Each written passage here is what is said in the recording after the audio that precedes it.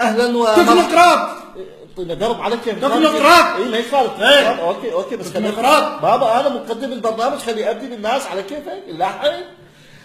اهلا ومرحبا بكم مشاهدينا.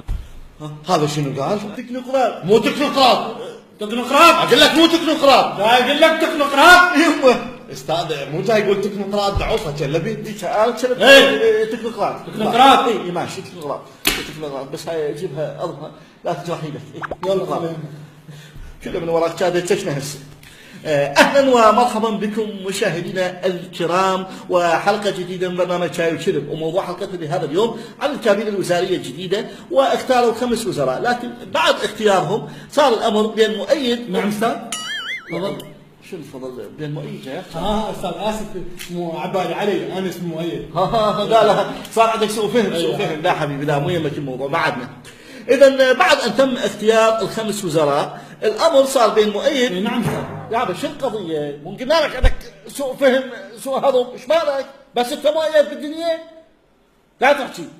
اهلا بكم مشاهدينا مره ثانيه. طبعا بعد ان تم اختيار ال5 وزراء الجدد في الكابينه الوزاريه الجديده، وبين موافق وبين معارض. استاذ شو ما قلت مؤيد؟ لا اله الا الله. استاذ الله يخليك سكين.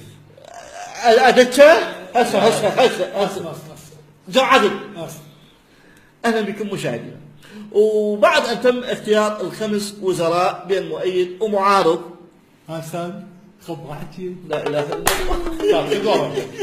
ما قدم البرنامج والله ما قدم الكابينه فيصل طلي. عبالي علي استاذ اسف. اسكت بابا اسكت. بعد ان تم اختيار ال5 وزراء بالكابينه الوزاريه الجديده، صار هناك بعض اللغط بين مؤيد ومعارض، لكن سؤالي هو ثاني. اجيب لك اياها من الاخير. اجيب لك اياها من الاخير. السيد العبادي قال اكو ناس يودون البلد الطريق مسدود، هم هذول المعارضين. ما اسمح لك. يعني انا صرت معترض على الاسماء الجديده. نعم. معناها اريد اوصل البلد الطريق مسدود. نعم. لعد ليش ما تاخذون على الكابينه الجديده حيوانين؟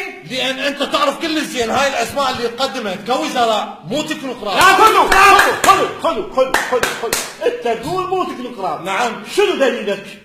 انا اقول لك استاذ هاي الاسماء اللي تقدمت هم الصف الثاني من الاحزاب السياسيه. انا اخوك. فشنو سووا؟ وخروا الصف الاول وصعدوا الصف الثاني. والله يا صاحب الثاني قال ثاني متوسط عيوني. لا تستهزئ ارجوك، وانت تعرف كل زين هاي الاسماء مو تكنوقراط. لا جاي اقول لك تكنوقراط.